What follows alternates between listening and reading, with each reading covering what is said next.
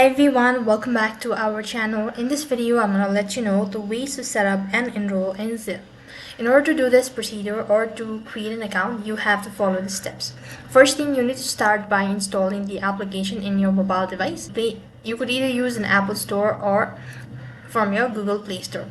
Once you've installed it, go ahead and click on the open button and click on get started. The next thing you want to do is enter in your phone number so that you could go and register.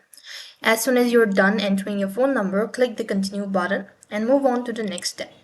On the next step, you need to go ahead and read the privacy and security. So basically, go ahead and mark on the terms and condition at the bottom of the page and click the continue button. You've completed 50% of your registration process. Now you'll need to go ahead and register with your bank account or link your bank account. So you could go ahead and link your bank account. So go to the find your bank option and type in your bank's name. As you do that, you could go ahead and link your bank account. So for that, once again, you'll be able to log in. So you just have to go and log in, and this way you'll be able to set up your and enroll in your Zelle. That's all for this video. I hope the video was helpful. Make sure to like, share and subscribe to our channel.